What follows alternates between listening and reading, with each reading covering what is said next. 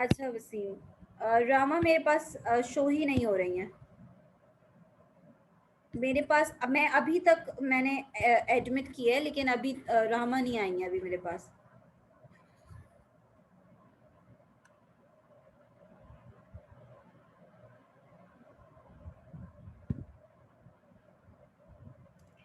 अच्छा, जो नेक्स्ट हमने आज की क्लास का कॉन्सेप्ट स्टार्ट करना है वो है यूनिटरी इलास्टिक डिमांड। ये भी आपका एक एक्सट्रीम केस ही है, ये रियल वर्ल्ड एग्जांपल इसकी हमें नहीं मिलती।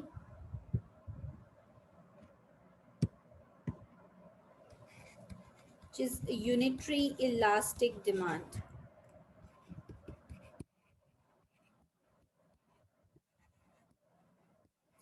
यूनिटरी इलास्टिक डिमांड में हम बात करते हैं कि when percentage change in demand is exactly equal to percentage change in price, demand is set to be unitary elastic. अगर प्राइस में जितना परसेंट चेंज आए उसकी वजह से डिमांड में एग्जैक्ट सेम प्रोपोर्शनेट से चेंज आ जाए, तो ये हमारी कहलाती है कि जो हमारी डिमांड है वो यूनिटरी इलास्टिक है। अब इसकी रीज़न भी देखते हैं इसे यूनिटरी इलास्टिक क्यों कहते हैं। तो when if the percentage change in price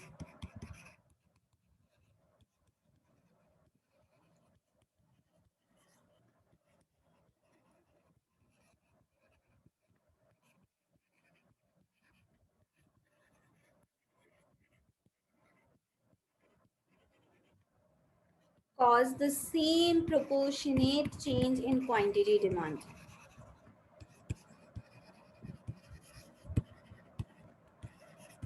equal percent से दोनों में चेंज आ जाए।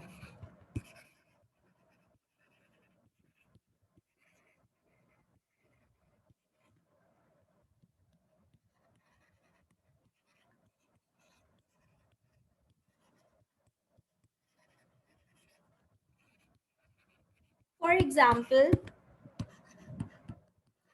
हमारी प्राइस चेंज हुई 5% से, और 5% प्राइस चेंज हुई और डिमांड में इस 5% प्राइस के चेंज होने से डिमांड में भी इक्वल परसेंट से चेंज आया, तो आपकी प्राइस इलास्टिसिटी ऑफ डिमांड क्या हो जाएगी? इक्वल टू 1 हो जाएगी। एग्जैक्टली हम ये बात, प्राइसेस इंक्रीज हुई 5% से, डिमांड डिक्रीज हुई 5% से, सेम परसेंट से चेंज आया, तो हमारी प्राइस इलास्टिसिटी ऑफ डिमांड क्या आएगी? 1 आएगी। क्योंकि देखो ये बात तो हमने लास्ट क्लास में ऑलरेडी कर ली थी कि प्राइस और डिमांड का नेगेटिव रिलेशन है, जिसकी वजह से प्राइस इलास्टिसिटी ऑफ डिमांड की जो वैल्यू आती है वो उसका जो साइन होता है वो हमेशा नेगेटिव साइन होता है। नेगेटिव साइन हमें ये बताता है कि इन दोनों का आपस में नेगेटिव रिलेशन है। तो हम एब्सोल्यूट वैल्यू जो है वो देख रहे होते हैं कि एब्सोल्यूट वैल्यू हमें उसका मैग्नीट्यूड बताती है, डिग्री बता रही होती है। तो बेसिकली हमारे पास क्योंकि 1 आया है, इस केस में हमारे पास प्राइस इलास्टिसिटी ऑफ डिमांड 1 आती है, इसी वजह से इसको हम क्या कहते हैं? Unitary elastic demand. इसका ग्राफ कैसा बनेगा? यूनिटरी इलास्टिक डिमांड का जब हम ग्राफ बनाते हैं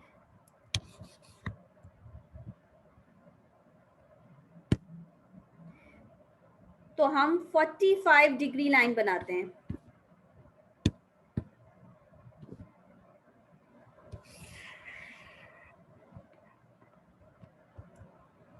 यानी जिस तरह हमने अपने प्रीवियस लेक्चर में देखा था कि हमने इस तरह ग्राफ बनाना है कि ग्राफ के थ्रू हम उसी बात को रिप्रेजेंट कर सकें। तो हमने 45 डिग्री लाइन बनानी है। मेरी समझ नहीं आता कि आप लोग टाइम पे क्यों ज्वाइन नहीं करते हैं आखिर।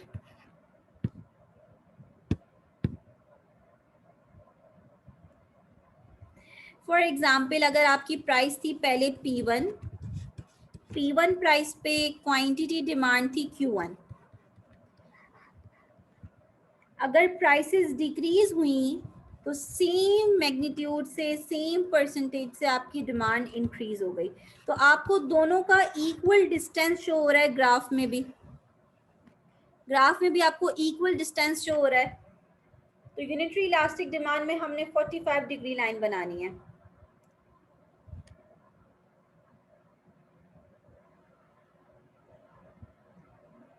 अब हम अपने रियल वर्ल्ड केसेस करेंगे।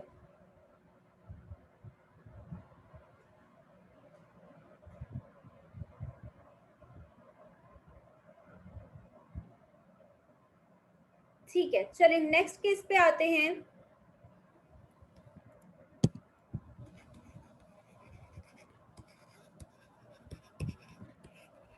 इसमें हमारे पास दो केसेस आ जाते हैं। एक जिसे हम कहते हैं इन इलास्टिक डिमांड, रिलेटिवली या highly in elastic demand.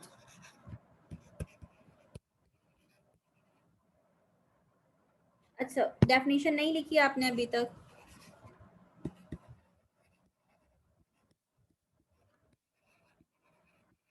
Wait, मैं शो कर देती हूँ।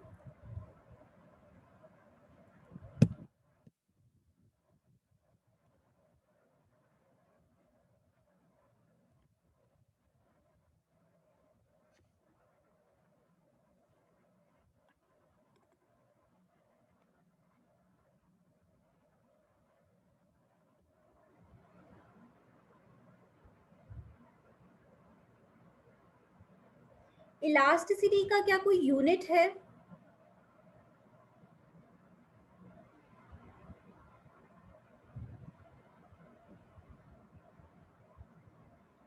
क्या इलास्टिसिटी की जो वैल्यू आती है, क्या उसका यूनिट है कोई?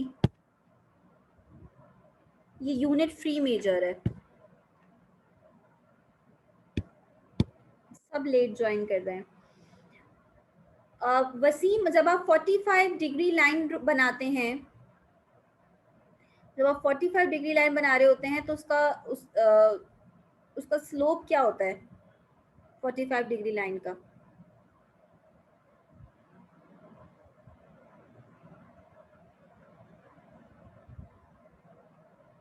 जी, कोई स्टूडेंट बताएगा मुझे 45 डिग्री लाइन का क्या स्लोप होता है?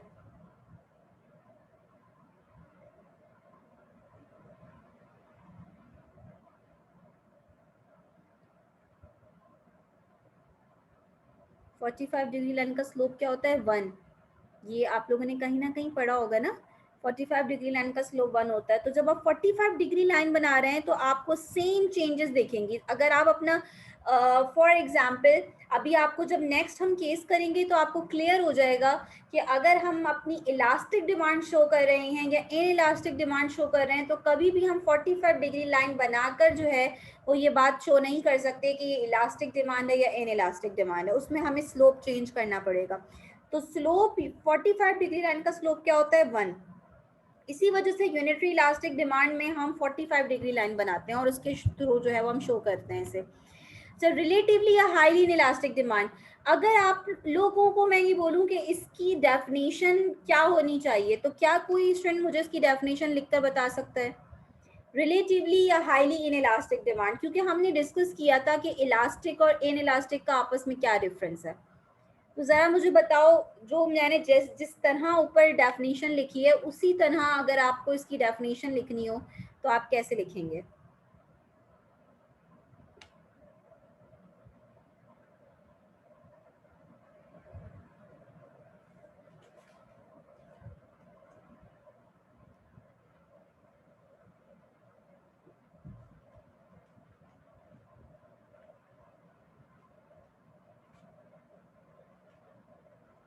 जी, कोई बता सकता है? चाहे आप पूरा राइट ना करें।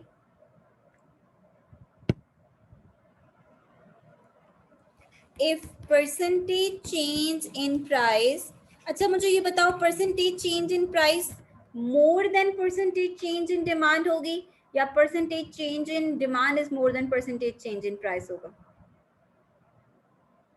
हुजैफा अजीज बिल्कुल ठीक है। ये तो आपने इलास्टिक डिमांड की बता दी Huzaifa. Highly change in quantity demand, inelastic demand, inelastic demand किसे कहते हैं?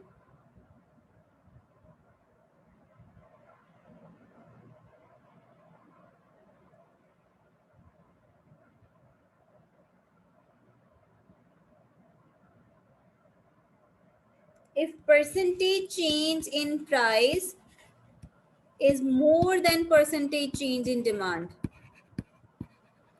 आप लोग सब भूल गए?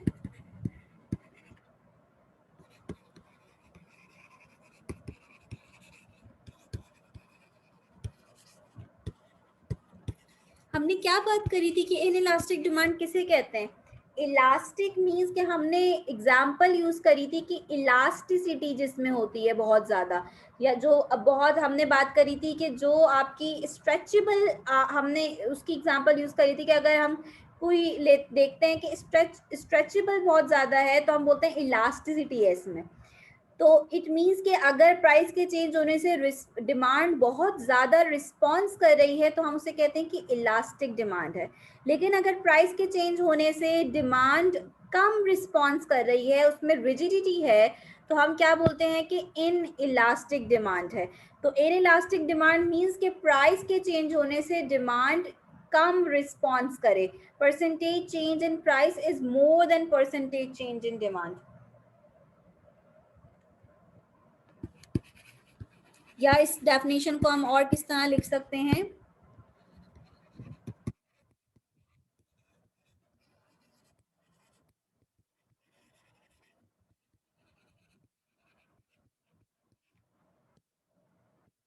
या हम बोलें कि if percentage change in price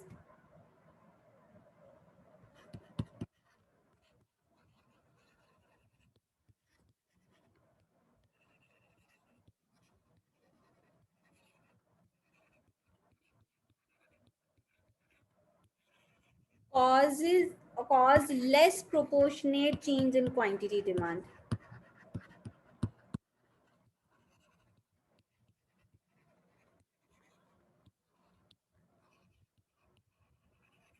ठीक है, प्राइस की चेंज होने से अगर डिमांड कम रिस्पॉन्स कर रही है, कम चेंज हो रही है, तो ये केस है आपका रिलेटिवली इन इलास्टिक डिमांड का। इसमें हमने एग्जांपल्स भी देखी थी। इन इलास्टिक डिमांड की कौन सी एग्जांपल पे हमने बात करी थी? कौन सी ऐसी कमोडिटीज हैं जिनकी डिमांड जो है वो इन इलास्टिक होती है? लग्जरी गुड्स की, लग्जरी गुड्स की डिमांड इनइलास्टिक होती है, या आपकी जो बेसिक जो नेसेसरी गुड्स हैं उनकी डिमांड इनइलास्टिक होती है?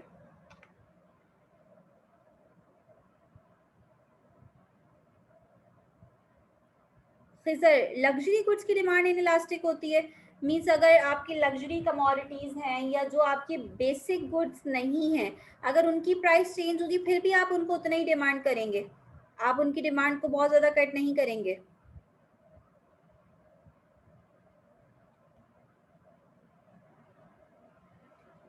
लग्जरी गुड्स की डिमांड याद रखिएगा कि इलास्टिक होती है। फॉर एग्जांपल, हमने एग्जांपल में बात करी कि कार की डिमांड अगर हम कर रहे हैं और कार की प्राइसेस इंक्रीज हो जाती हैं, तो कार हमारी बजट का एक बहुत बड़ा पार्ट जो है वो कार में जा रहा है।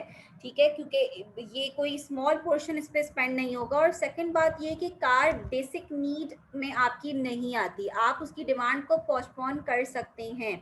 तो अगर, लेकिन अगर कोई बेसिक आपकी ऐसी कमोडिटी है जो कि बेसिक नीड है, नेसेसरी गुड्स में आते हैं, आपके फूड आइटम्स हैं, आपकी इलेक्ट्रिसिटी है, ठीक है, या आप गैस है, ये सारी आपकी बेसिक आइटम्स हैं, अगर इनमें से किसी की प्राइस इंक्रीज होती है तो डिमांड कम रिस्पॉन्स करती है, क्योंकि ये आपके लिए इसेंशियल प्रोडक्ट्स हैं सारी।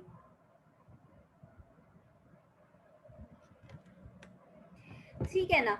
अच्छा, अब इन इलास्टिक डिमांड की अगर मुझे यहाँ पे इलास्टिसिटी फाइंड करनी है, पहले मुझे वैसे ही बताओ, इन इलास्टिक डिमांड की इलास्टिसिटी ग्रेटर देन वन आएगी या लेस देन वन आएगी? सोच के जवाब देना।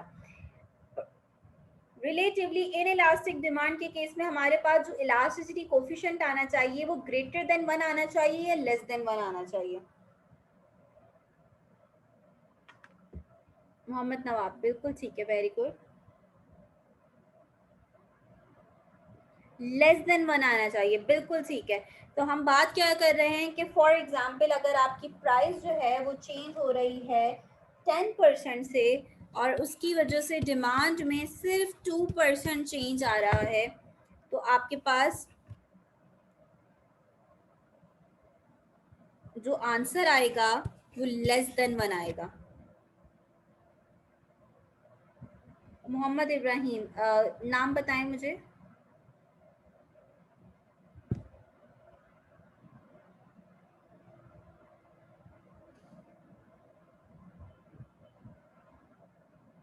ओके,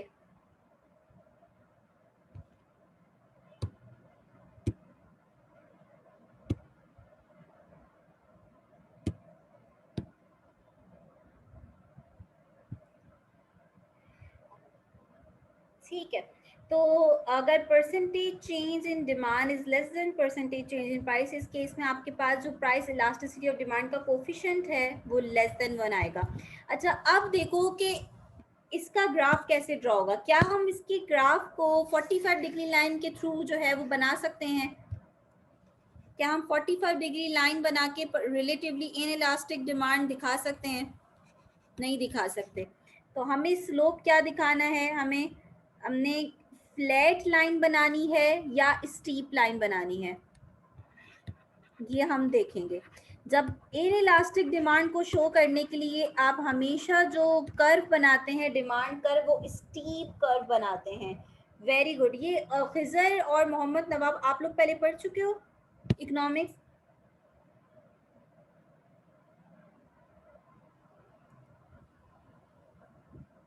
अच्छा जी, तो आपने थोड़ा सा अपनी लाइन को जो है स्टीप बनाना है, ठीक है ना?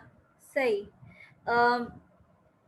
स्टीप और फ्लैट में स्टार्ट में कुछ स्टूडेंट्स कंफ्यूज हो जाते हैं, तो स्टीप को याद रखिएगा कि वो लाइन जो वर्टिकल के करीब करीब होती है उस लाइन को हम कहते हैं स्टीप लाइन है, ठीक है ना? और जो हॉरिजॉन्टल लाइन, हॉरिजॉन्टल के करीब करीब जो लाइन होती है उसको आप फ्लैट कहते हैं। तो हॉरिजॉन्टल ना हो लेकिन उसके करीब करीब हो तो आप उसको फ्लैट लाइन कह रहे होते हैं। तो हम स्टीप लाइन बनाते हैं इन इलास्टिक डिमांड को शो करने के लिए। अब देखिए, अब इस बात को हम प्रूव भी करेंगे। प्रूव हमें क्या करना है कि प्राइस के चेंज होने से डिमांड में कम चेंज आ रहा है, और जितनी स्टीप लाइन होगी उतनी ये बात आपकी प्रूव होगी।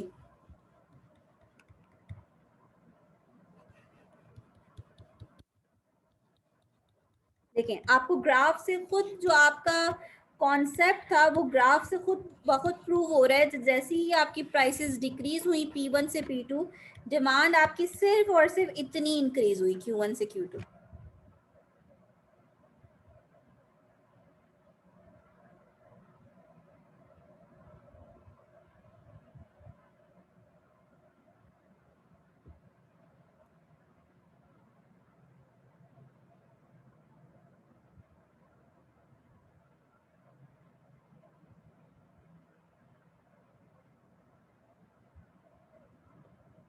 आप लोगों ने नोट कर लिया? आगे बढ़ें।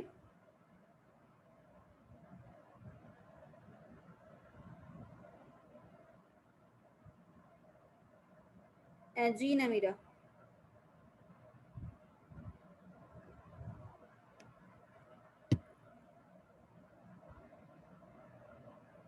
बिल्कुल मोहम्मद नवाब, ग्राफ में मैग्नीट्यूड क्लियर होना चाहिए।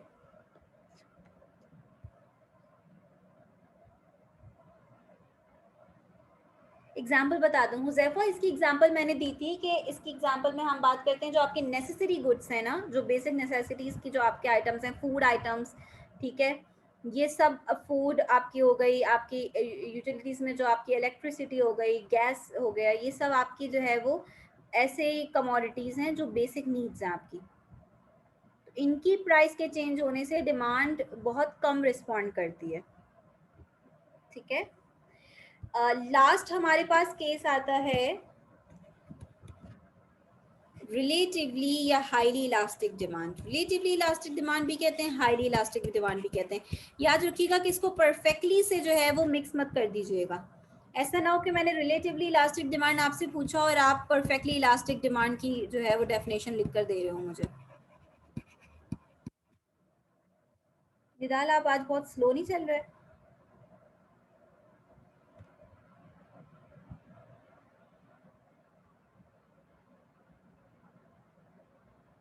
Okay okay. जी रहमतुल्लाह।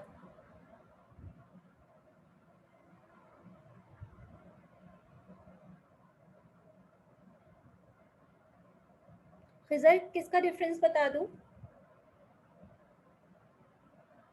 परफेक्टली और रिलेटिवली का?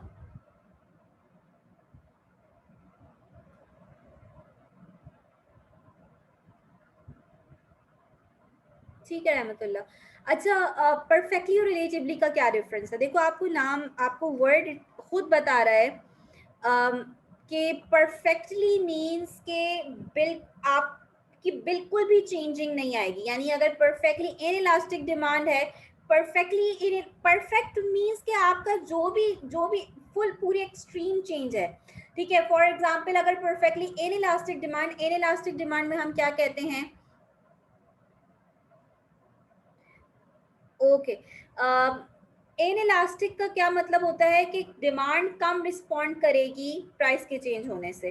परफेक्ट मीन्स के कोई भी चेंज नहीं आएगा डिमांड में, ठीक है ना। लेकिन रिलेटिवली इन इलास्टिक डिमांड में हम क्या बोल रहे हैं, रिलेटिवली या हाईली इन इलास्टिक डिमांड में कह रहे हैं कि प्राइस के चेंज होने से डिमांड कम रिस्पॉन्स करेगी, ठीक है। हाईली इन इलास्टिक है यानी आपकी कम बहुत जो है वो कम रिस्पॉन्स कर रही है डिमांड प्राइस को।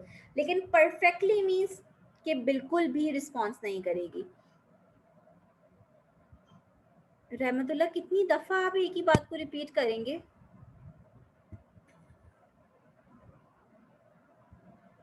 जी इलास्टिक तो अभी हम स्टार्ट करेंगे ना। इब्राहिम मैं देख रही हूँ कि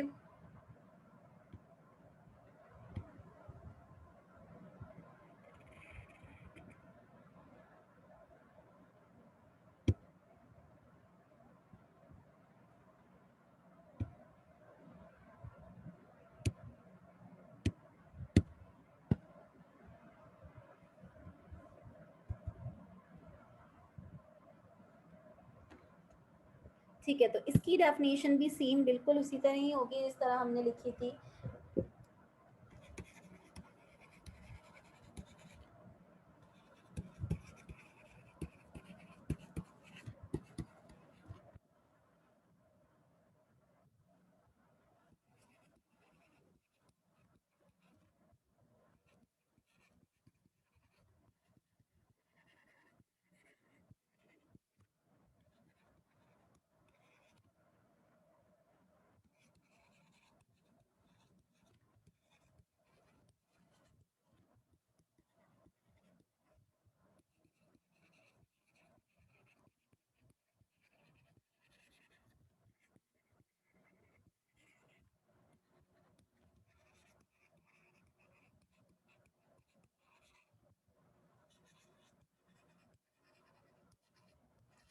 ठीक है, तो अगर प्राइस के चेंज होने से डिमांड में उससे ज़्यादा प्रोपोर्शनेटली चेंज आए तो हम क्या बोलते हैं कि हमारी डिमांड क्या है, रिलेटिवली इलास्टिक डिमांड है हमारी कमोडिटी की।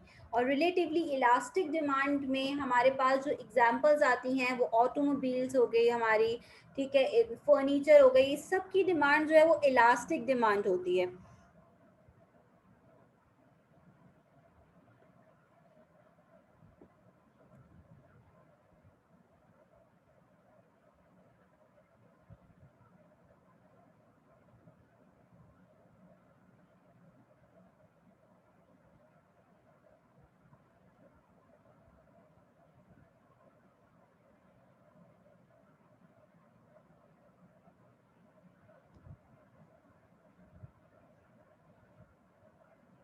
जी इब्राहिम।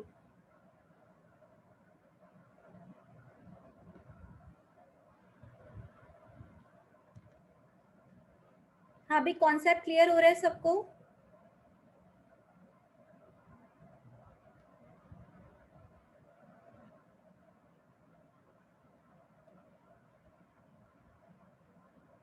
तो रहमतुल्लाह जब आपने लेट ज्वाइन करा तो इसमें मेरा तो कोई कसूर नहीं है।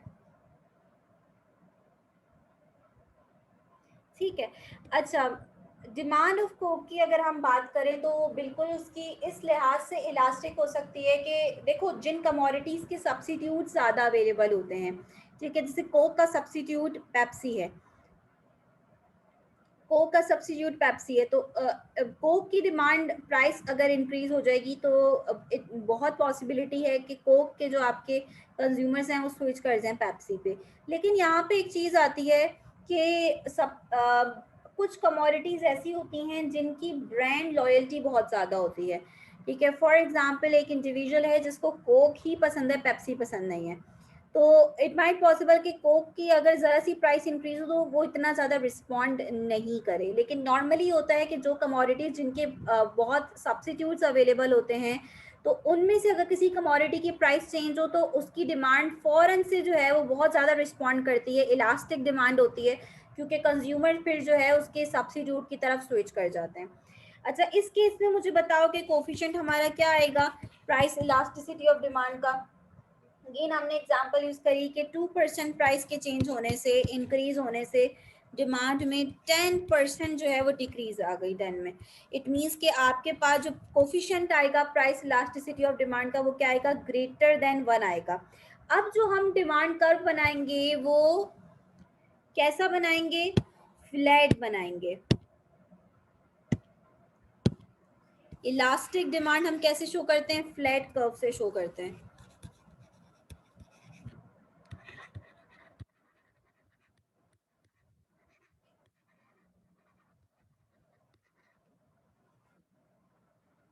हॉरिजॉन्टल बिल्कुल नहीं बनाना आपने, लेकिन फ्लैट बनाना है।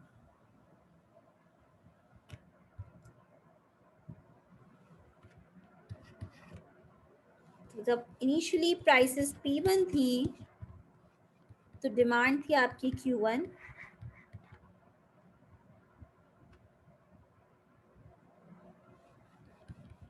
प्राइसेस डिक्रीज होने से डिमांड आपकी इंक्रीज हुई है ग्रेटर मैग्नीट्यूड से।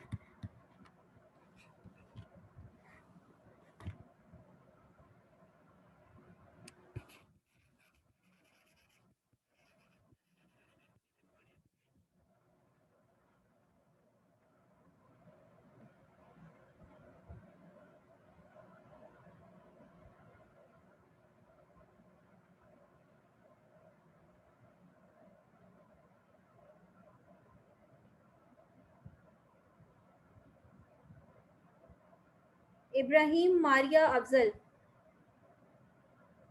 इनसे कोई कांटेक्ट हुआ है, ये एंटर होना चाह रही हैं।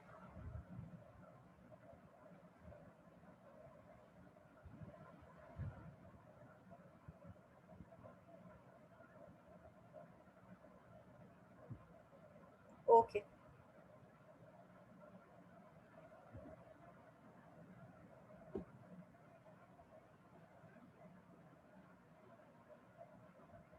तो ये हमारे पास 5 डिग्रीज थी elasticity of price elasticity of demand की, जिसमें हमने 3 एक्सट्रीम केसेस करे थे और 2 हमारे पास रियल वर्ल्ड केसेस आए थे।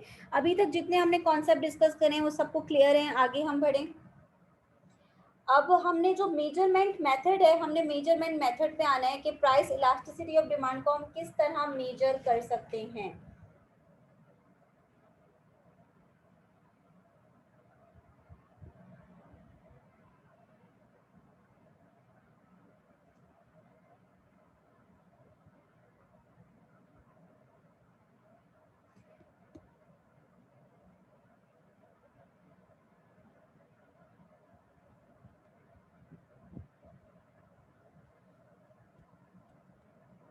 आपके पास एग्जाम्पल्स आ सकती हैं वसीम के, कोई कमोडिटी की एग्जाम्पल देकर पूछा जा सकता है कि इसकी डिमांड इलास्टिक होगी या इनइलास्टिक होगी। आपसे ग्राफ पूछे जा सकते हैं कि कोई कॉन्सेप्ट देकर के इसके ग्राफ विद एग्जाम्पल जो है वो आप ड्रॉ करें।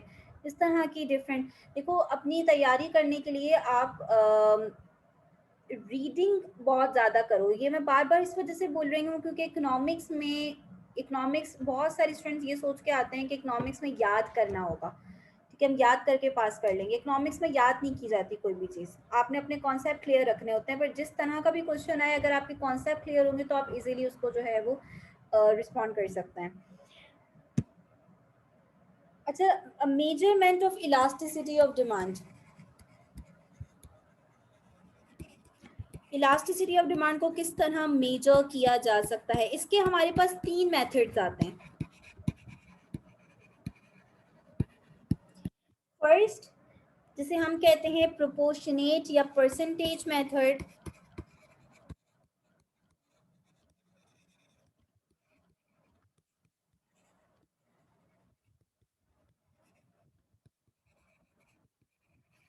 सेकंड हमारे पास मेथड आता है जिसे हम कहते हैं total revenue method, expenditure method भी इसे कहते हैं।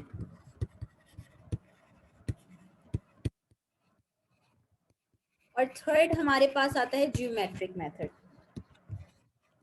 इन तीनों मेथड्स के थ्रू आप इलास्टिसिटी कैलकुलेट कर सकते हैं।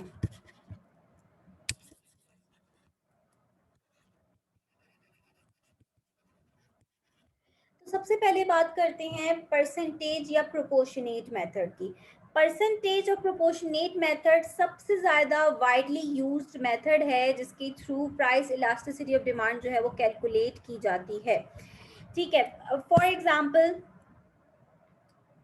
खिज़र बिल्कुल ठीक है, बिल्कुल ठीक है। लेकिन इसमें हमारे पास दो मेथड्स आते हैं। परसेंटेज मेथड की अगर हम बात करें तो परसेंटेज मेथड में दो मेथड्स के थ्रू हम इलास्टिसिटी कैलकुलेट करते हैं। आपको कुछ बुक्स में एक फॉर्मूला दिखेगा, कुछ बुक्स में आपको दूसरा फॉर्मूला दिखेगा। एक मेथड कहलाता है पॉइंट मेथड और दूसरा कहलाता है आर्क या mid point method. Arc method भी कहते हैं और इसे मिड पॉइंट मेथड भी कहते हैं। दोनों में क्या डिफरेंस है और दोनों में से कौन सा आपका बेस्ट मेथड है जिसके थ्रू आपके पास करेक्ट आंसर आता है, इसे डिस्कस करते हैं। देखो, पॉइंट मेथड में बेसिक जो आपके पास फॉर्मूला है प्राइस इलास्टिसिटी ऑफ डिमांड का, वो दोनों में सेम है।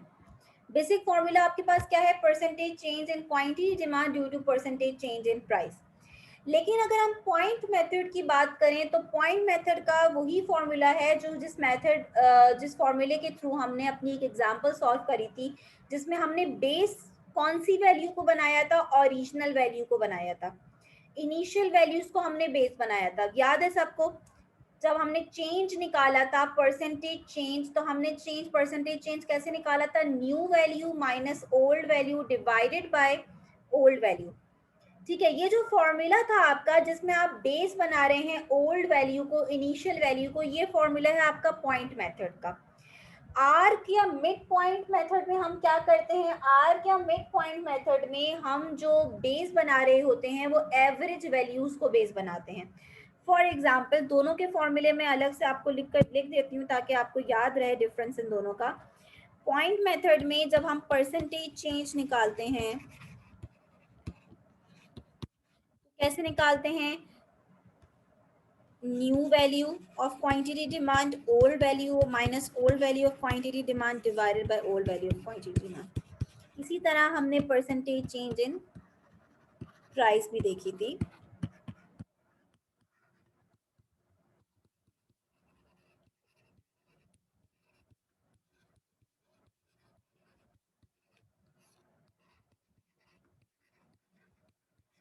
आर्क या मिड पॉइंट मेथड में हम क्या करते हैं, इसकी रीजन भी देखेंगे हम कि इन दोनों फॉर्मूले में जो डिफरेंस है वो क्यों है।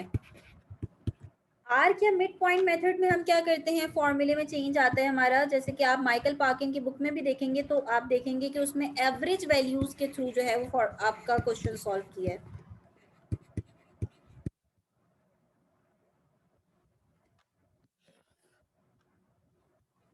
ये तो चेंज तो आपका सेम रहा, new value minus old value. Divide करेंगे हम new quantity demand plus old quantity demand divided by 2, यानी इस एवरेज वैल्यू से हमने इसकी डिवाइड करना है। ठीक है, एवरेज से हमने डिवाइड करना है।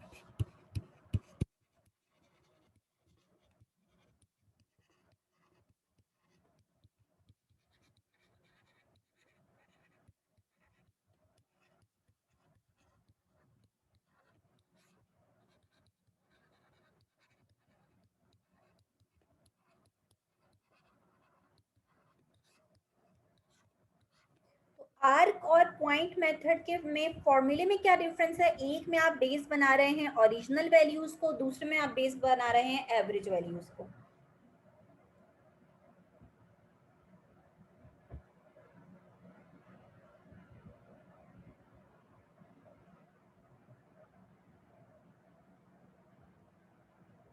अच्छा, अब ये हम आर्क मेथड जो है ये आपका रिलायबल मेथड है और आप ये कहते हैं कि it gives the most precise measurement of elasticity, क्योंकि आप इसमें इसका अगर हम डिफरेंस देखें, मैं इसको आपको एक एग्जांपल की मदद से जो है वो आपको समझाती हूँ कि पॉइंट मेथड और आर्क मेथड में क्या डिफरेंस है और आर्क मेथड क्यों आपका जो है वो पॉइंट मेथड के कंपैरिजन में ज़्यादा अच्छा मेथड है।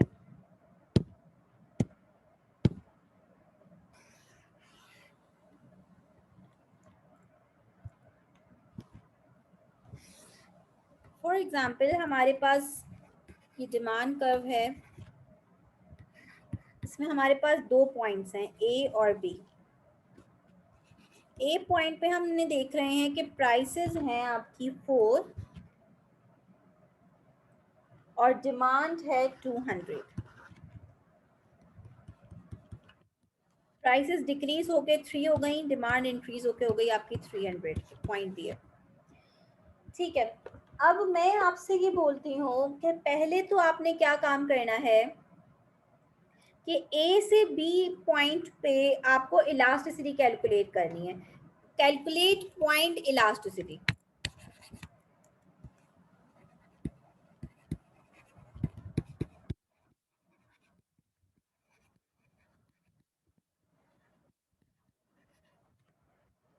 पॉइंट इलास्टिसिटी कैलकुलेट करें from point A to B.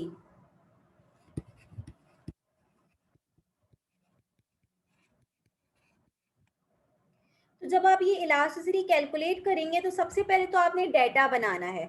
सबसे पहले आपने क्या करना है, डाटा बनाना है और आपने ये देखना है कि आपके पास ओरिजिनल वैल्यूज कौन सी हैं और आपके पास जो न्यू वैल्यूज हैं वो कौन सी हैं। तो सबसे पहले हम क्या करेंगे, डाटा बना लेंगे। इनिशियल पॉइंट आपके पास क्या है, ए, क्योंकि आप ए से बी पे आए हैं तो इनिशियल पॉइंट ए है।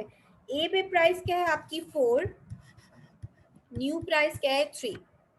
इसी तरह ए पे क्वांटिटी कितनी है 200 और फाइनल क्वांटिटी आपके पास क्या आ रही है 300। अब इसको आपने पॉइंट मेथड के फॉर्मूले के थ्रू जो है वो आपने सॉल्व करके मुझे बताना है कि प्राइस इलास्टिसिटी ऑफ डिमांड क्या आ रही है।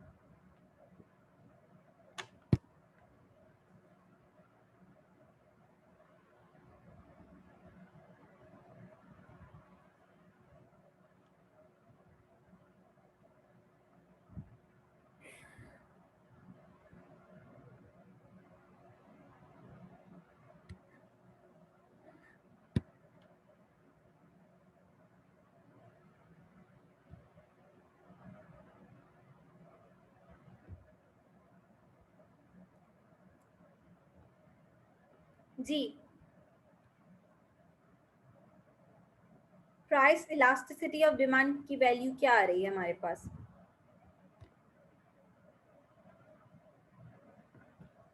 परसेंटेज चेंज इन क्वांटिटी अगर आप लोगों ने निकाल लिया तो मुझे जल्दी से बताओ, इतना टाइम नहीं लगना चाहिए। परसेंटेज चेंज इन क्वांटिटी की वैल्यू क्या आ रही है।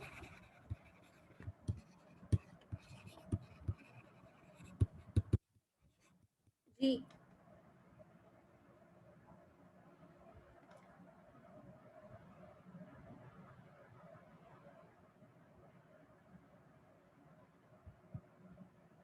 0.6। क्या कर रहे हैं आप लोग, कैसे सॉल्व कर रहे हैं, परसेंटेज चेंज इन क्वांटिटी कैसे निकालेंगे। 300 minus 200 divided by 200 multiply by 100।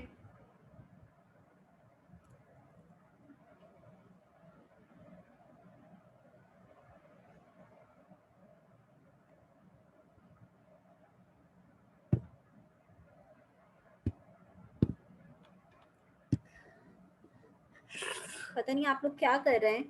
Percentage change in quantity कैसे निकालेंगे, Q2 minus Q1 divide by Q1 multiply by 100। यही फॉर्मूला देखा था ना हमने, 300 minus 200 divided by 200 multiply by 100। क्या आंसर आएगा। तो ये इतने सारे जो आपके पास 0.2 0.5 ये कहाँ से आंसर आ रहे थे। 50% आ रहा है सिंपली। किस तरह सॉल्व कर रहे हैं आप लोग।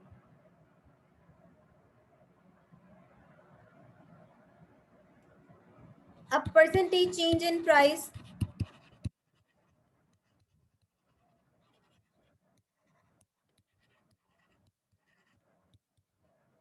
3 minus 4 divided by 4 multiply by 100। क्या आ रहा है आंसर, -25%।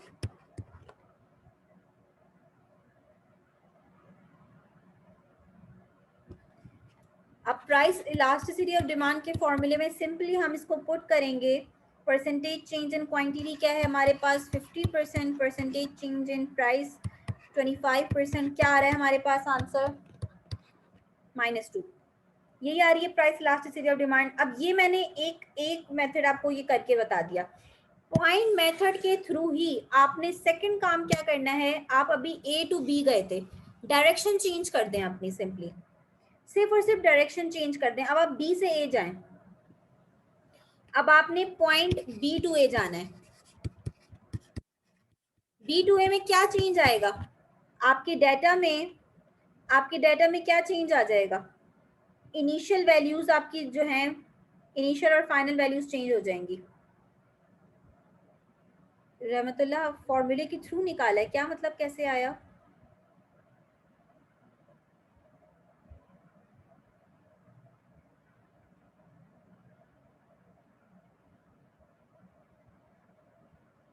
ये सेम इसी फॉर्मूले को हमने लास्ट क्लास में भी किया था, उससे भी हमने क्वेश्चन सॉल्व करा था, सेम बिल्कुल इसी तरह। ये आप लोग मुझे बताएंगे और जल्दी बताएंगे, पॉइंट बी टू ए में इलास्टिसिटी क्या आएगी?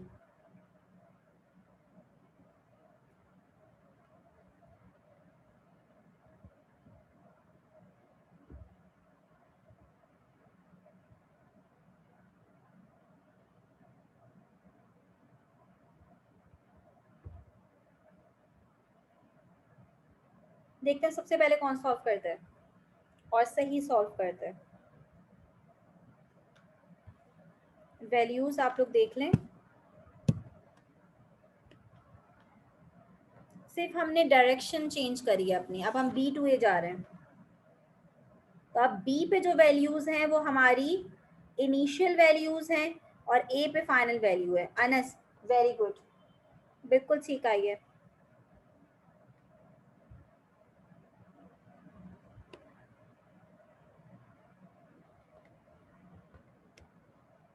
मुस्तजाब अली, क्या कर रहे हैं आप लोग, कैसे सॉल्व कर रहे हैं?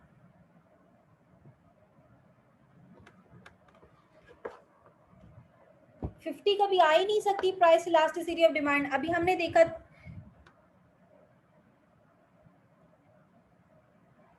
-50 कैसे आ रही है?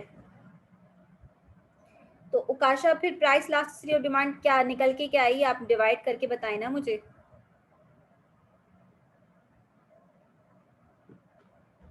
आई एम लिटरली सरप्राइज्ड, आप लोग सिर्फ फॉर्मूले में पुट करना है और आप लोग वो काम नहीं कर पा रहे हैं।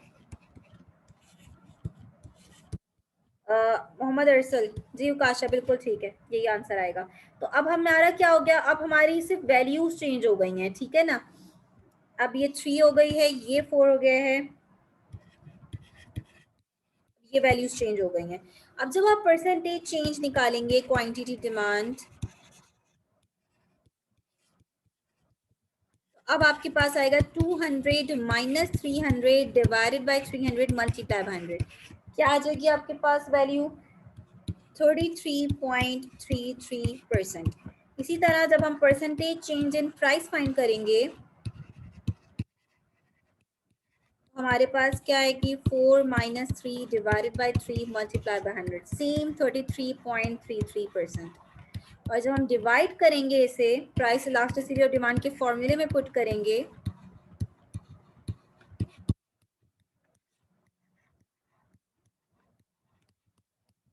क्या आंसर आ गया हमारे पास? -1। क्या आंसर सेम आ रहा है हमारे पास? आंसर सेम नहीं आ रहा। ए टू बी जब हम गए तो हमारे पास प्राइस इलास्टिसिटी ऑफ डिमांड क्या आ रही है? -2। और जब बी टू ए हमने सिर्फ डायरेक्शन चेंज कर दी तो हमारा पूरा का पूरा आंसर चेंज हो गया। यानी सेम पॉइंट्स पे अगर हम सिर्फ डायरेक्शन चेंज कर रहे हैं तो पॉइंट इलास्टिसिटी हमें डिफरेंट आंसर दे रही है। इसी वजह से हम कहते हैं कि पॉइंट मेथड आपका जब आपका रिलायबल नहीं है, अगर आप क्वांटिटी और डिमांड, प्राइस और क्वांटिटी की लार्ज चेंजेस अगर आप देख रहे हैं, तो लार्ज चेंजेस को मेजर करने के लिए पॉइंट इलास्टिसिटी मेथड आपका करेक्ट मेथड, रिलायबल मेथड नहीं है। अगर आप इलास्टिसिटी मेजर कर रहे हैं और सिग्निफिकेंट चेंजेस हैं, लार्ज चेंजेस हैं प्राइस और क्वांटिटी डिमांड की, और उससे आप कैलकुलेट कर रहे हैं, तो उसके लिए आपका आर्क मेथड रिलायबल मेथड है।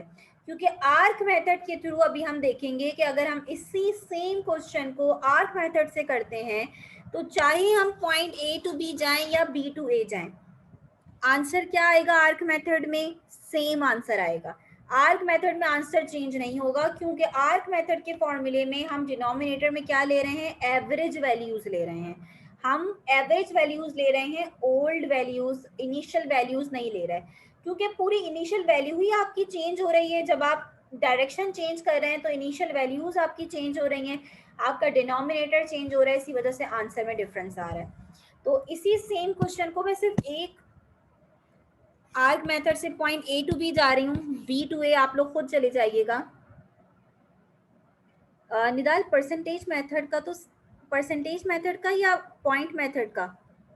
परसेंटेज मेथड का तो सिंपल वही फॉर्मूला है, percentage change in quantity demand due to percentage change in price.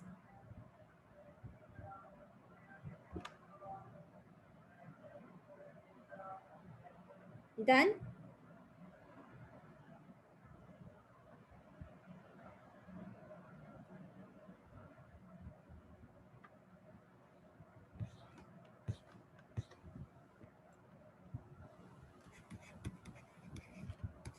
अब हम इसी क्वेश्चन को आर्क यानी मिड पॉइंट मेथड से करेंगे।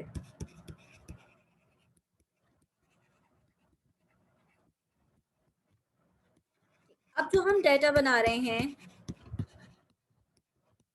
हम पॉइंट ए टू बी जो है उसका डाटा बना रहे हैं, तो पॉइंट ए टू बी में ये आपके पास वैल्यू आ जाएंगी। इस तरह के न्यूमेरिकल्स आपके पास आ सकते हैं। Again percentage change in quantity demand,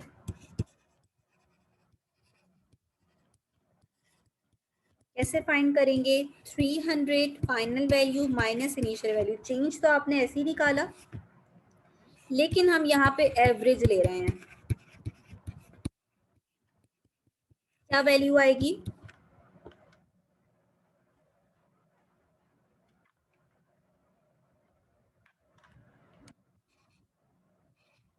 40%।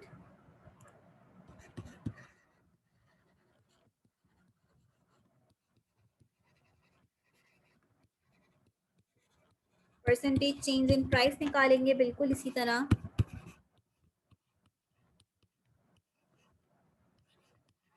मैंने कब बोला था कि 1 आवर की क्लास होगी?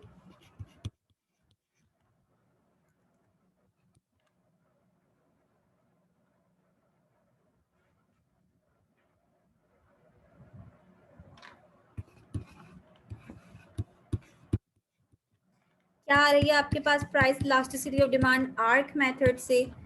40% divided by 28.57%। परसेंटेज से परसेंटेज कैंसिल आउट हो गई और हमारे पास प्राइस इलास्टिसिटी ऑफ डिमांड क्या आ गई? -1.4।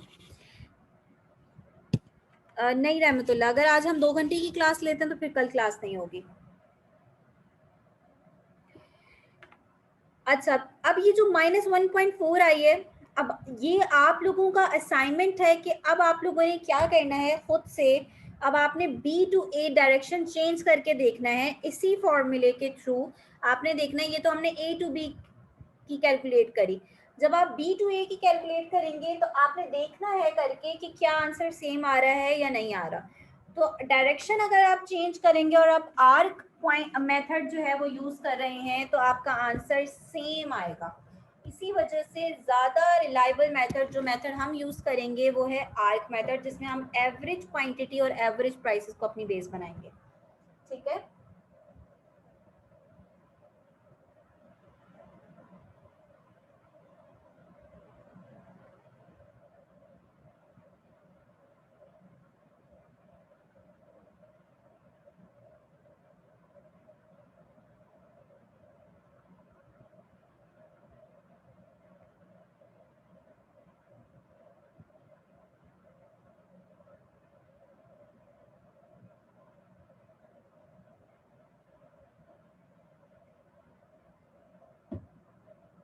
डन, आगे चलें।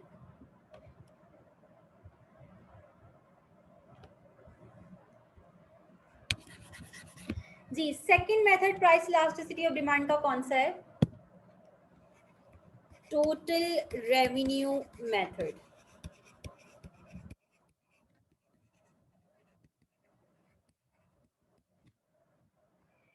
अब मुझे बताओ कि रेवेन्यू, जब हम टोटल रेवेन्यू फाइंड करते हैं, मुस्तजाब ऐसा हो ही नहीं सकता, साइन का फर्क आएगा ही नहीं।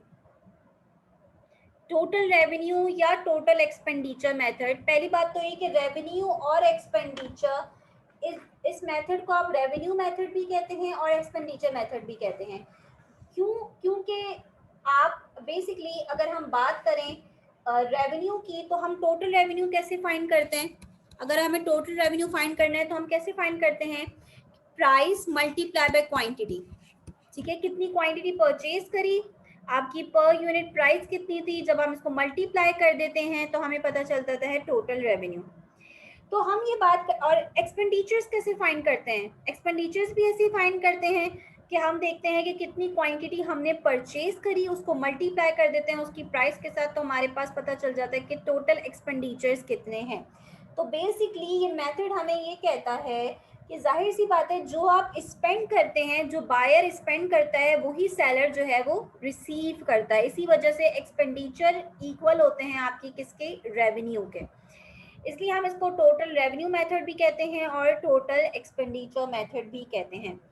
अब इस मेथड के थ्रू हम ये पता करते हैं, और ये मेथड प्रोड्यूसर्स के लिए बहुत इंपॉर्टेंट है। फॉर एग्जाम्पल, आप किसी कमोडिटी को की प्रोडक्शन कर रहे हैं और आप ये देखना चाह रहे हैं कि अगर मैं अपनी प्राइसेस को इंक्रीज करता हूँ तो उससे मेरे रेवेन्यू पे क्या इम्पैक्ट पड़ेगा। प्राइस के इंक्रीज होने से आपका ज़रूरी नहीं है कि रेवेन्यू आपका डिक्रीज हो। ठीक है, हो सकता है आपने अगर अपनी प्राइसेस इंक्रीज करी तो आपका रेवेन्यू इंक्रीज हो जाए। इट माइट पॉसिबल कि आपने प्राइसेस इंक्रीज करी तो आपका रेवेन्यू डिक्रीज हो जाए, और इट इज़ पॉसिबल कि आपने अपनी प्राइसेस इंक्रीज करी लेकिन आपके रेवेन्यू पे कोई भी इम्पैक्ट नहीं पड़ा। तो हमारे पास तीन पॉसिबिलिटीज़ हैं कि प्राइस के चेंज होने से रेवेन्यू जो है वो आपका, प्राइस इंक्रीज होने से रेवेन्यू इंक्रीज भी हो सकता है, डिक्रीज भी हो सकता है और अनचेंज्ड भी रह सकता है। फॉर एग्जाम्पल, अगर आपकी डिमांड इलास्टिक हो,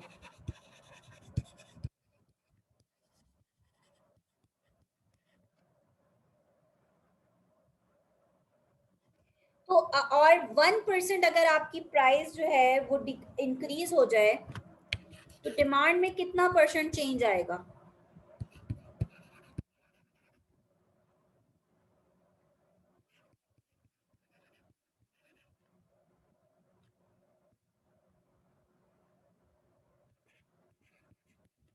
ग्रेटर देन 1 और लेस देन 1?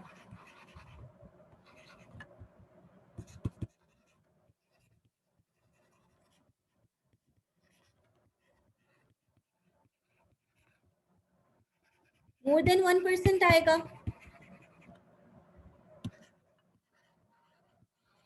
अच्छा, अगर प्रोड्यूसर ने प्राइसेस इंक्रीज करी और प्रोड्यूसर की जो कमोडिटी की डिमांड है वो इलास्टिक है, तो 1% प्राइस के आप सॉरी डिक्रीज करने से, 1% प्राइस के डिक्रीज होने से क्वांटिटी डिमांड, क्वांटिटी सोल्ड उसकी इंक्रीज हो गई है मोर देन 1%।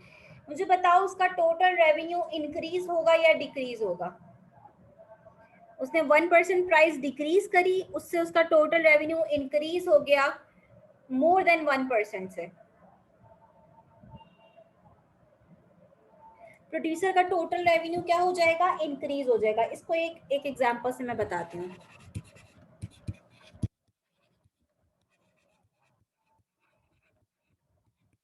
एक एग्जांपल से बताती हूँ। फॉर एग्जाम्पल, मुझे एक बात बताओ आप लोग के प्राइस का डिक्रीज होना टोटल रेवेन्यू को क्या कर देता है? पहले तो आपने अपने जहन में ये फॉर्मूला रखना है। टोटल रेवेन्यू का फॉर्मूला क्या है? Price multiply by quantity. Total revenue का क्या फॉर्मूला है? Price multiply by quantity. अगर प्राइसेस डिक्रीज हो जाएं और ये चेंज नहीं हो रहा, सिर्फ ये बताएं अगर प्राइसेस चेंज हो जाए तो टोटल रेवेन्यू भी क्या हो जाएगा आपका, डिक्रीज हो जाएगा। एक सिंपल बात पूछी है मैंने आप लोगों से, टोटल रेवेन्यू डिपेंड करता है प्राइस और क्वांटिटी पर। अगर क्वांटिटी अनचेंज रहे और प्राइसेस डिक्रीज हो जाए तो टोटल रेवेन्यू क्या हो जाएगा आपका, डिक्रीज हो जाएगा ना। इसमें तो किसी को कोई कंफ्यूजन नहीं है, डिक्रीज होगा ना, प्राइस डिक्रीज होने से टोटल रेवेन्यू भी डिक्रीज हो जाएगा। सही है। अच्छा, अब अगर क्वांटिटी आप डिमांड इंक्रीज हो जाए, क्वांटिटी सोल्ड इंक्रीज हो जाए, प्राइसेस अनचेंज रहे, टोटल रेवेन्यू क्या हो जाएगा, इंक्रीज हो जाएगा। ऐसा ही है। तो प्राइस, अब मेरी बात को, अगर आपने इस बात को गौर से समझ लिया तो आपका आगे के भी कॉन्सेप्ट क्लियर हो जाएंगे, टोटल रेवेन्यू के सारे कॉन्सेप्ट क्लियर हो जाएंगे आपके। प्राइसेस का डिक्रीज होना टोटल रेवेन्यू को क्या करता है, डिक्रीज करता है। क्वांटिटी सोल्ड का इंक्रीज होना टोटल रेवेन्यू को क्या करता है, इंक्रीज करता है। एक फोर्स टोटल रेवेन्यू को क्या कर रही है, डिक्रीज कर रही है, दूसरी फोर्स टोटल रेवेन्यू को इंक्रीज कर रही है। इन दी एंड क्या, अभी जितनी गिवन इंफॉर्मेशन को देखते हुए आप ये बता सकते हैं कि टोटल रेवेन्यू पे नेट इम्पैक्ट क्या आएगा, नहीं बता सकते अभी आप। अगर इसका मैग्नीट्यूड सेम रहे, मैंने तो ये नहीं बोला कि मैग्नीट्यूड सेम है, मैंने तो नहीं बोला कि टोटल रेवेन्यू जितना डिक्रीज हुआ है उतना ही टोटल रेवेन्यू इंक्रीज हुआ है। अगर दोनों का मैग्नीट्यूड सेम होगा तो आपका टोटल रेवेन्यू पे कोई जो है वो इफेक्ट नहीं। अगर प्राइसेस में जितना डिक्रीज आया उतना ही क्वांटिटी इंक्रीज हो जाए, प्राइसेस में जितना डिक्रीज हो उतना ही क्वांटिटी इंक्रीज हो जाए, तो आपका टोटल रेवेन्यू अनचेंज रहेगा। लेकिन अगर मैं बोलूं कि percentage change in price is less than percentage change in demand, अब बताएं टोटल रेवेन्यू इंक्रीज होगा या डिक्रीज होगा, कौन सी फोर्स जो है वो आपकी ग्रेटर देन है, जो आपकी ग्रेटर देन है वही उसका जो इम्पैक्ट पड़ेगा टोटल रेवेन्यू पे वही नेट इम्पैक्ट होगा। जी, टोटल रेवेन्यू क्या होगा इन दी एंड, अगर percentage change in demand is more than percentage change in price. फिजर एक दफा दोबारा सोच लें, बिल्कुल ठीक है। अब समझ में आया, अब बात समझ में आई स्टूडेंट्स को कि अगर डिमांड इलास्टिक होगी और प्रोड्यूसर्स ने अपनी प्राइस को डिक्रीज कर दिया तो प्राइस डिक्रीज होने से जो क्वांटिटी सोल्ड है वो मोर देन 1% से इंक्रीज होगी, जिसकी वजह से इन दी एंड टोटल रेवेन्यू क्या हो जाएगा, इंक्रीज हो जाएगा। तो याद रखिएगा कि जब आपकी इलास्टिक डिमांड होती है तो आपका प्राइस और क्वांटिटी का जो चेंज होता है वो सेम डायरेक्शन का होता है। इलास्टिक डिमांड में क्या होता है, प्राइस और टोटल रेवेन्यू डिफरेंट डायरेक्शन में चेंज हो रही होती हैं।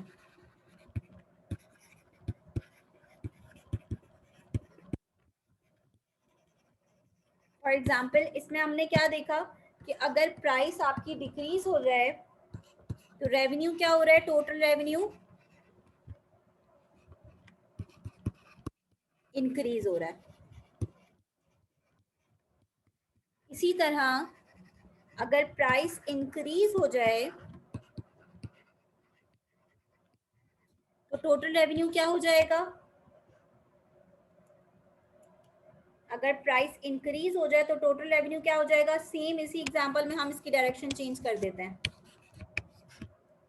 प्राइसेस का इंक्रीज होना टोटल रेवेन्यू को क्या करता है, इंक्रीज करता है।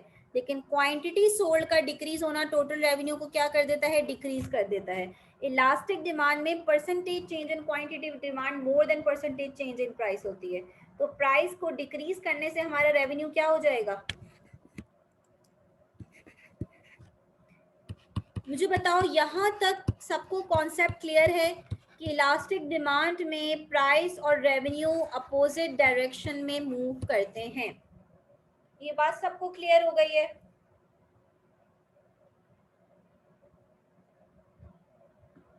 तो अगर आप ऐसी कमोडिटी के प्रोड्यूसर हैं जिसकी डिमांड इलास्टिक है और आप अपना रेवेन्यू इंक्रीज करना चाहते हैं, तो क्या आप अपनी प्राइसेस को इंक्रीज करके अपना रेवेन्यू इंक्रीज करेंगे या प्राइसेस को डिक्रीज करके?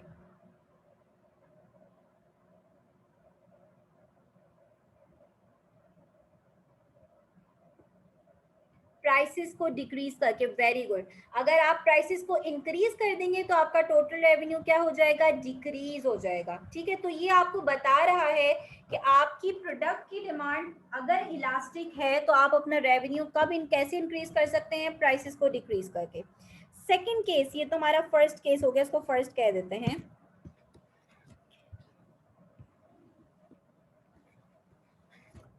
Second, if demand is inelastic,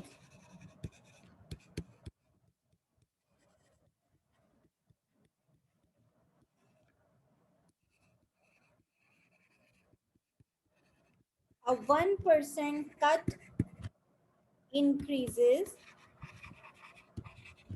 the quantity sold by more than 1% or less than 1%?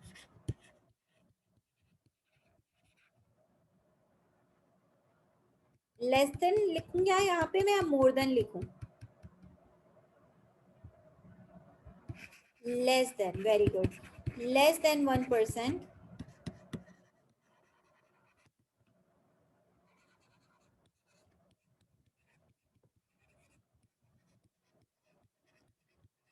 अच्छा, अब देखें,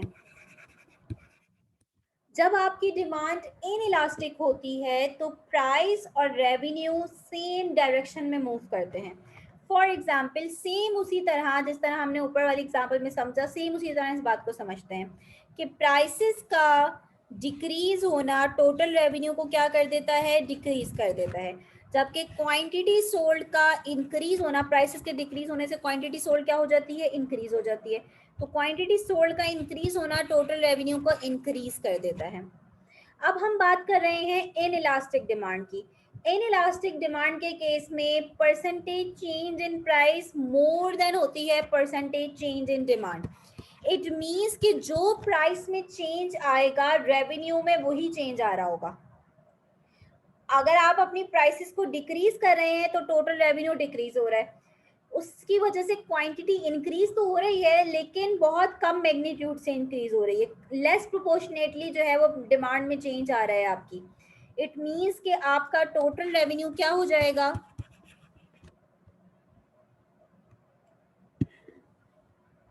जी, टोटल रेवेन्यू इंक्रीज होगा या टोटल रेवेन्यू डिक्रीज हो जाएगा?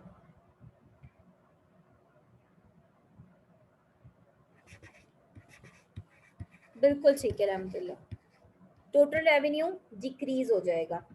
अगर आप प्राइसेस को इंक्रीज करते हैं तो टोटल रेवेन्यू आपका क्या हो जाएगा? इंक्रीज हो जाएगा। तो इन इलास्टिक डिमांड के केस में प्राइस और टोटल रेवेन्यू सेम डायरेक्शन में मूव करते हैं, सेम डायरेक्शन।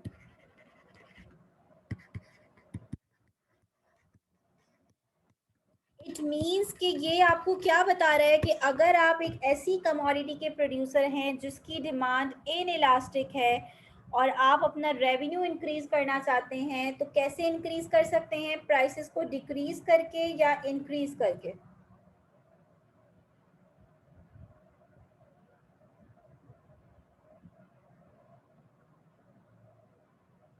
प्राइस डिक्रीज करके मैं अपना रेवेन्यू इंक्रीज कर सकती हूँ अगर मेरी इलास्टिक डिमांड है कमोडिटी की, या डिक्रीज करके? जी, बाकी सारे स्टूडेंट्स क्या कर रहे हैं? सो रहे हैं? प्राइसेस इंक्रीज करके हम अपना रेवेन्यू इंक्रीज कर सकते हैं। थर्ड केस खुद बता दो मुझे। अगर यूनिटरी इलास्टिक डिमांड हो, अगर यूनिटरी इलास्टिक डिमांड हो तो अगर आप 1% प्राइस कट क्या करेगा? 1% price cut increases the quantity sold by exactly 1%। और टोटल रेवेन्यू में क्या चेंज आएगा? टोटल रेवेन्यू में कोई भी चेंज नहीं आएगा। वेरी गुड, कोई भी चेंज नहीं आएगा।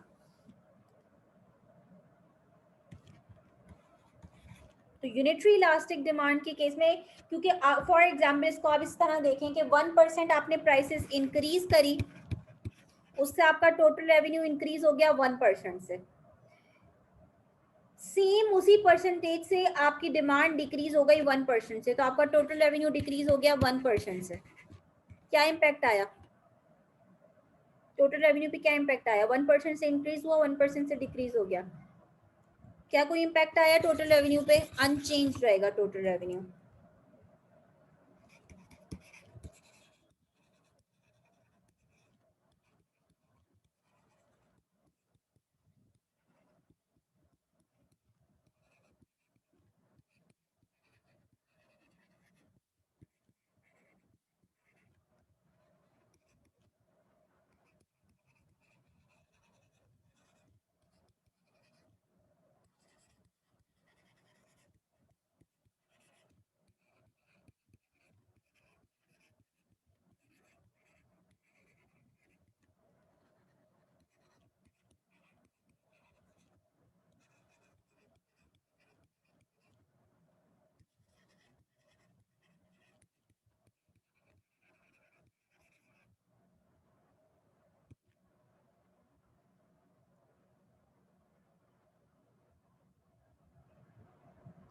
फॉर एग्जाम्पल मैं आपको एक प्रैक्टिस के लिए छोटी सी एक प्रैक्टिस देती हूँ।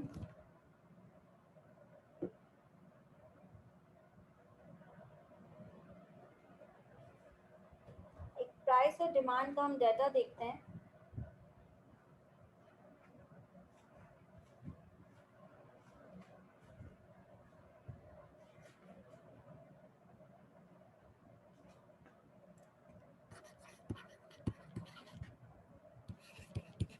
फॉर एग्जाम्पल मैंने आपको एक छोटा सा टेबल दिया,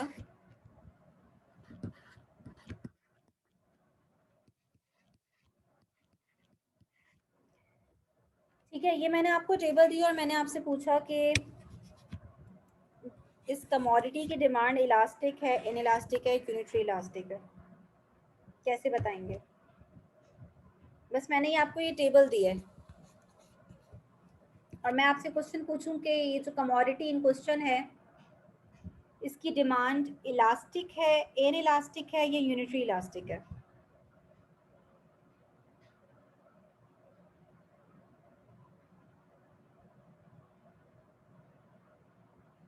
जी, कैसे बताएंगे? मैं आपसे बोल रही हूँ रेवेन्यू मेथड के थ्रू बताएं कि डिमांड इलास्टिक है, इन इलास्टिक है या यूनिटरी इलास्टिक है।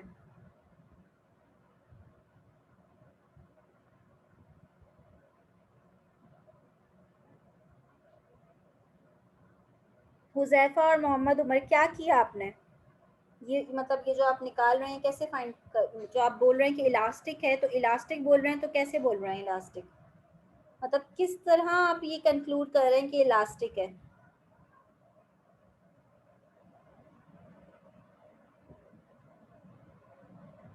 मुझे मुझे बताओ कि करोगी क्या? अगर मैं आपसे बोल रही हूँ रेवेन्यू मेथड से सॉल्व करना है, तो आपने रेवेन्यू मेथड से सॉल्व करने का क्या मतलब है कि आपने क्या करना है?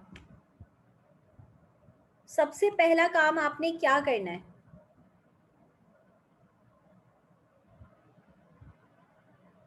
ये आपने देखकर थोड़ी बताना है ऐसे, इस टेबल को देख कर के इलास्टिक है या इन इलास्टिक है। सबसे पहले आपको कुछ करना पड़ेगा। रेवेन्यू मेथड में हम क्या करते हैं? चलो ये बताओ, रेवेन्यू मेथड में क्या करते हैं? किसी एक स्टूडेंट ने जो है वो सही इस बात का रिप्लाई नहीं किया है। जी वसीम, तो आप ये करें ना। रेवेन्यू मेथड में हम क्या करते हैं? रेवेन्यू फाइंड करते हैं ना। और प्राइस और रेवेन्यू की डायरेक्शन हमें बताती है कि डिमांड इलास्टिक है, इन इलास्टिक है, यूनिटरी इलास्टिक है। इट मीन्स कि हमें क्या करना है? हमें एक थर्ड कॉलम बनाना है टोटल रेवेन्यू का। किसी एक स्टूडेंट ने सही जवाब नहीं दिया। टोटल रेवेन्यू का कॉलम हम बनाएंगे। Price multiply by quantity, 10 multiply by 100,000, 5 multiply by 150, 750। अब बता सकते हैं कि इलास्टिक है डिमांड या इन इलास्टिक है?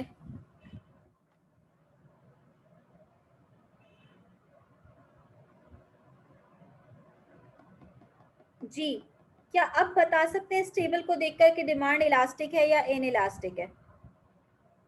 प्राइसेस के डिक्रीज होने से टोटल रेवेन्यू इंक्रीज हो रहा है या डिक्रीज हो रहा है? प्राइस के डिक्रीज होने से टोटल रेवेन्यू इंक्रीज हो रहा है या डिक्रीज हो रहा है? इंक्रीज हो रहा है रिमशा। कैसे इंक्रीज हो रहा है? प्राइसेस डिक्रीज हुई 10 to 5, टोटल रेवेन्यू भी डिक्रीज हो गया 1000 से 750, डिक्रीज हो रहा है ना। तो प्राइस के डिक्रीज होने से टोटल रेवेन्यू भी डिक्रीज हो रहा है। डिमांड क्या है हमारी? इन इलास्टिक या इलास्टिक? In elastic. तो प्राइस और रेवेन्यू की डायरेक्शन आपको बताएगी कि डिमांड इलास्टिक है, इन इलास्टिक है या यूनिटरी इलास्टिक है। आपने कोई भी फॉर्मूला यहाँ पे यूज नहीं करना, आपने कोई प्राइस की परसेंटेज चेंज नहीं निकालना, डिमांड का परसेंटेज चेंज नहीं निकालना, आपने कुछ नहीं करना।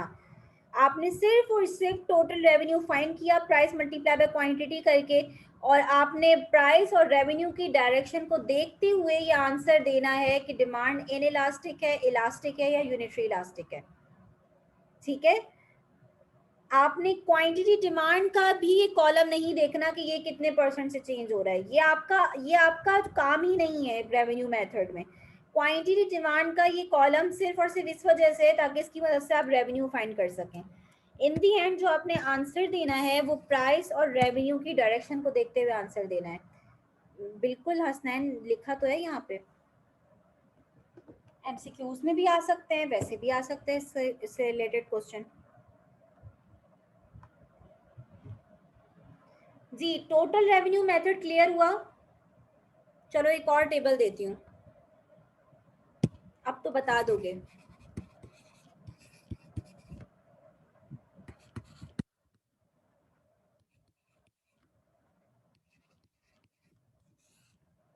जी, आप बता सकते हैं।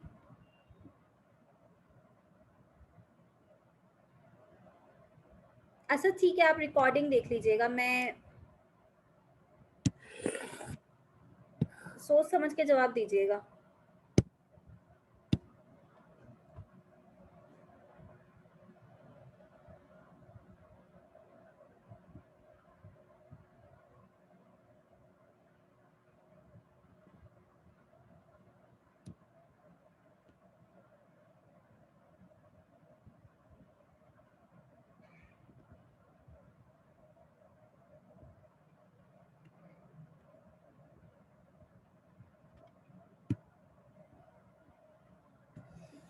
इलास्टिक है, इन इलास्टिक है या यूनिटरी इलास्टिक है?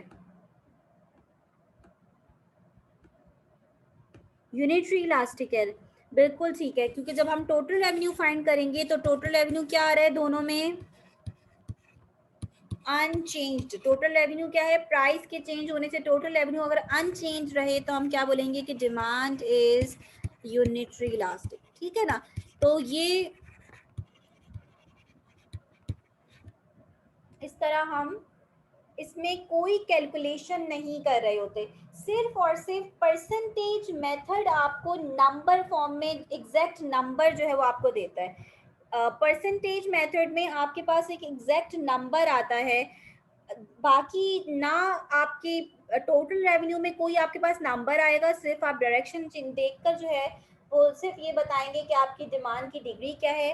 और इसी तरह जो हम थर्ड मेथड और लास्ट मेथड करेंगे आज की क्लास में, जो कि आपका बहुत इजी मेथड है, उस मेथड में भी आपके पास कोई नंबर नहीं आएगा। इस मेथड को कहते हैं हम ज्योमेट्रिक मेथड। ये पॉइंट मेथड की ही आप कह लें कि एक्सटेंशन है। पॉइंट मेथड आपको कहता है कि अगर सेम डिमांड कर्व पे कोई पॉइंट है और उसकी इलास्टिसिटी आपको फाइंड करनी है तो वो आप कैसे फाइंड करेंगे? रहमतुल्लाह यहाँ नहीं हो रही।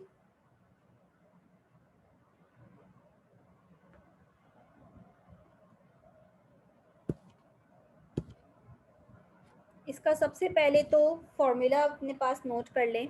ज्योमेट्रिक मेथड के थ्रू जो प्राइस इलास्टिसिटी ऑफ डिमांड हम फाइंड करते हैं उसका फॉर्मूला क्या है हमारे पास, और ये सबसे इजीएस्ट मेथड है। lower segment of the demand curve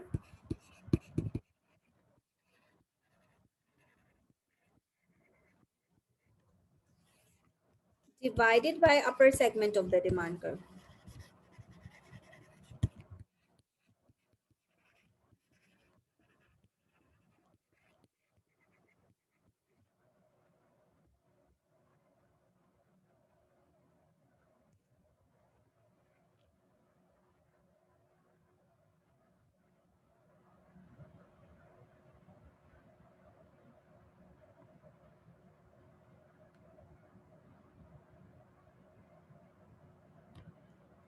अच्छा, अब देखिए कि इसके थ्रू हम इलास्टिसिटी ज्योमेट्रिक मेथड के थ्रू कैसे कैलकुलेट करते हैं.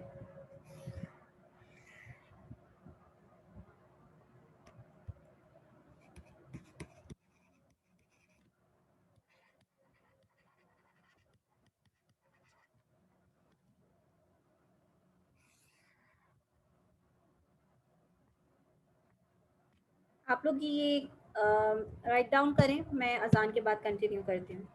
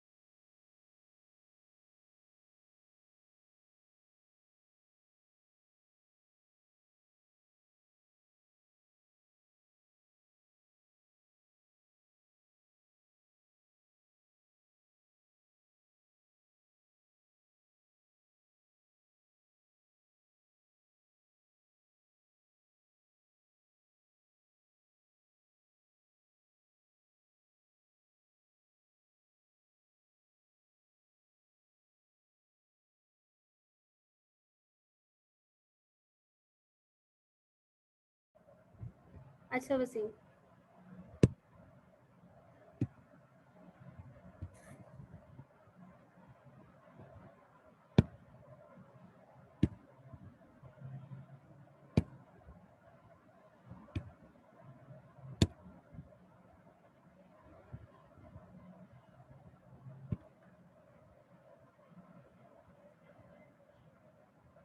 नहीं मुस्तजाब, ये डिफरेंट मेथड्स हैं. आपसे जो जिस मेथड के थ्रू आपसे पूछा जाएगा आपने उसी मेथड के थ्रू क्वेश्चन सॉल्व करना है. तो क्वेश्चन पे डिपेंड करता है. अच्छा, अब देखिएगा कि इस मेथड के थ्रू हम इलास्टिसिटी कैसे कैलकुलेट करते हैं. बस ये इसके बाद हम अपनी क्लास एंड कर देंगे. हमने डिमांड कर्व को अपनी 4 सेगमेंट्स में डिवाइड करना है. ज्योमेट्रिक मेथड के थ्रू इलास्टिसिटी कैलकुलेट करने के लिए सबसे पहला काम हम क्या करेंगे, हम अपने डिमांड कर्व को 4 सेगमेंट में डिवाइड कर देंगे. फॉर एग्जांपल सबसे पहले हमने ये मिड देखा, ये हमारा मिड है. ये तो हमारे पास 2 सेगमेंट आ गए, फर्स्ट और सेकंड, 2 सेगमेंट्स आ गए. हमने 4 सेगमेंट्स में डिवाइड करना है, तो फर्दर इसको भी हम 2 सेगमेंट्स में इसको डिवाइड कर देंगे. तो हमारे पास 4 सेगमेंट्स आ गए, 1 2 3 4, 4 सेगमेंट्स आ गए. तो सबसे पहला काम हमने क्या किया, हमने अपने डिमांड कर्व को 4 सेगमेंट्स में डिवाइड कर दिया. ठीक है ना. अब हमारे पास डिफरेंट पॉइंट्स आ गए हैं डिमांड कर्व पे, A B C D and E. इन डिफरेंट पॉइंट्स की अगर हमें इलास्टिसिटी कैलकुलेट करनी है तो वो हम कैलकुलेट करते हैं ज्योमेट्रिक मेथड के थ्रू. फॉर एग्जाम्पल कि मुझे पॉइंट ए की इलास्टिसिटी कैलकुलेट करनी है. पॉइंट ए की इलास्टिसिटी अगर मुझे कैलकुलेट करनी है तो मैं देखूंगी कि पॉइंट ए की ज्योमेट्रिक मेथड का फॉर्मूला क्या है हमारा, lower segment of demand curve divided by upper segment of demand curve. ठीक है, यही हमारा फॉर्मूला है।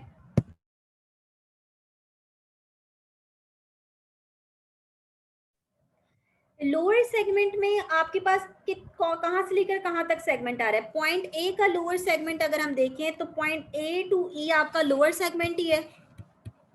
क्या कोई अपर सेगमेंट है पॉइंट ए का? क्या पॉइंट ए का कोई अपर सेगमेंट है?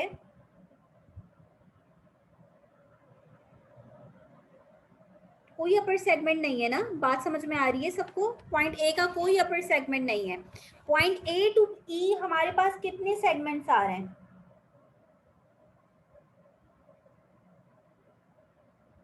पॉइंट ए टू ई हमारे पास कितने सेगमेंट्स आ रहे हैं? फिजर टोटल तो 4 सेगमेंट्स है, 5 कैसे आ रहे हैं? ये सेगमेंट है आपका ए टू बी, 1 2 3 4, 4 सेगमेंट्स हैं। पॉइंट ए टू ई कितने हैं? 4 सेगमेंट्स हैं। 4 डिवाइड बी सी डी, इस तरह नहीं करके आपने कैलकुलेट करना, ए टू बी का difference, B to C, C to D, D to E, 4 segments हैं आपके पास। और पॉइंट ए टू ई आपके पास 4 सेगमेंट्स हैं। आप पॉइंट्स की बात नहीं कर रही, मैं सेगमेंट्स की बात कर रही हूँ। सेगमेंट मीन्स कि पॉइंट ए टू बी का जो आपका एरिया है, ये फर्स्ट सेगमेंट है, ये सेकंड, ये थर्ड, एंड डी टू ई ये फोर्थ। ठीक है, 4 divided by 0, anything divided by 0 become equals to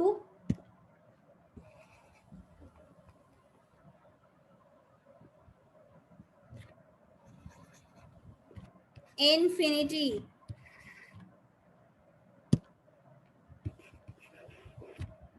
infinity it means कि पॉइंट ए की इलास्टिसिटी क्या है हमारे पास? infinity। अच्छा, अब पॉइंट बी की इलास्टिसिटी कैलकुलेट करें। पॉइंट बी पे क्या इलास्टिसिटी आ रही है हमारे पास? पॉइंट बी के लोअर सेगमेंट कहां से लेकर कहां तक है?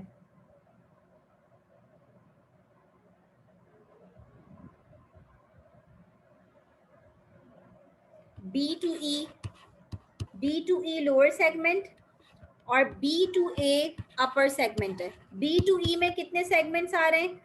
3 सेगमेंट्स। बी टू ए में कितने सेगमेंट्स आ रहे हैं? 1। आंसर क्या आ रहा है? 3। ग्रेटर देन 1 है, ग्रेटर देन 1 है, इसलिए यहाँ पे इलास्टिसिटी क्या है आपकी? Greater than 1। इलास्टिक सेगमेंट है ये आपका।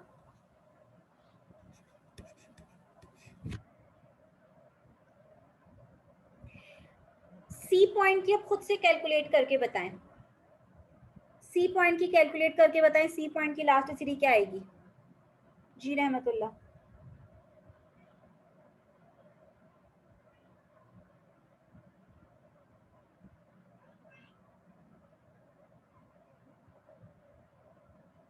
One, very good.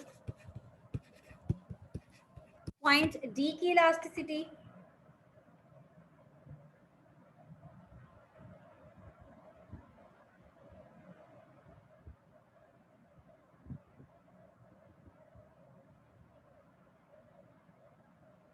Less than 1 आ रही है। रहमतुल्लाह, जिस तरह हमने ओवरऑल कैलकुलेट करा है बिल्कुल वैसी 3 कैसे आ रही है? 0.3 आ रही होगी।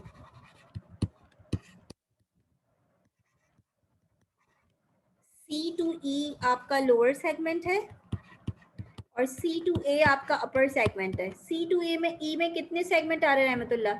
2। सी टू ए में 2 सेगमेंट। तो lower segment divided by upper segment, same फॉर्मूले के थ्रू आप कैलकुलेट करेंगे। डी पॉइंट में हमारे पास इलास्टिसिटी क्या आ रही है? लेस देन 1 आ रही है, यानी इन इलास्टिक है यहाँ पे डिमांड। और ई पॉइंट पे अगर आप इलास्टिसिटी कैलकुलेट करेंगे तो ई पॉइंट पे क्या कोई आपका लोअर सेगमेंट है? ई पॉइंट पर क्या हमारा कोई लोअर सेगमेंट है? 0 डिवाइडेड बाय समथिंग, क्या आंसर आएगा आपका? 0।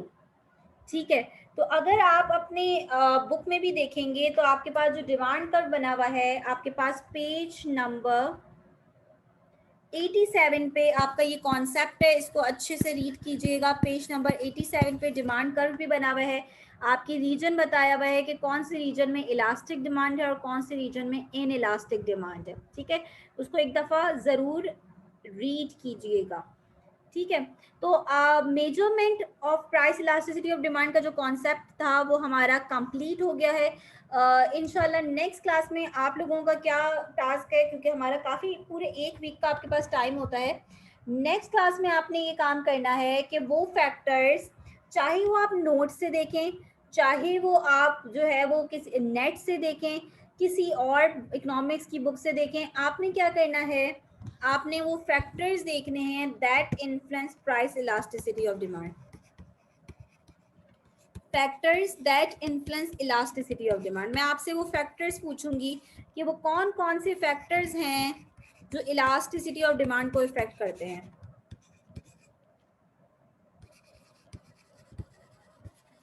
ये आपका टास्क है, ये आपने नेक्स्ट क्लास में पढ़ के आना है, सोर्स आपका जो भी हो।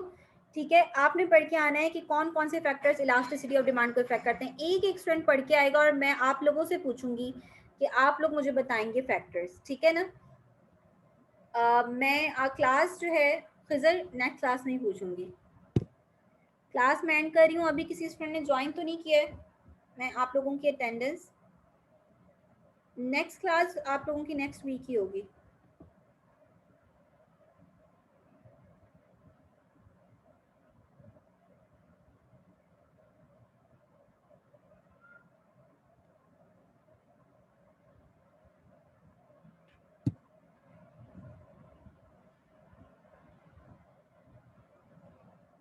ओके ब्राइन, ठीक है, अटेंडेंस मैं आप लोगों की लगा दूंगी, मैंने आप लोगों की देख ली है। ठीक है, नेक्स्ट क्लास में कुछ नहीं कह सकती कि ऑनलाइन होगी या फिजिकल। अगर आप लोगों की फिजिकल क्लासेस स्टार्ट हो गई तो इंशाल्लाह फिर असाइनमेंट का भी मैं कुछ रखूंगी, असाइनमेंट भी दूंगी आप लोगों को, या मिड-टर्म लूंगी या असाइनमेंट लूंगी। तो ये डिपेंड करता है कि आपकी फिजिकल क्लासेस स्टार्ट होती हैं या नहीं। फिजिकल क्लासेस स्टार्ट होंगी तो फिर इंशाल्लाह असाइनमेंट या मिड-टर्म का कुछ करते हैं।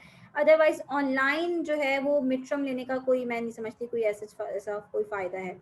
ठीक है, तो ये जो भी डिसीजन आता है यूनिवर्सिटी का, फिर उस लिहाज से ही हम फैसला करेंगे। ठीक है, अल्लाह हाफिज़।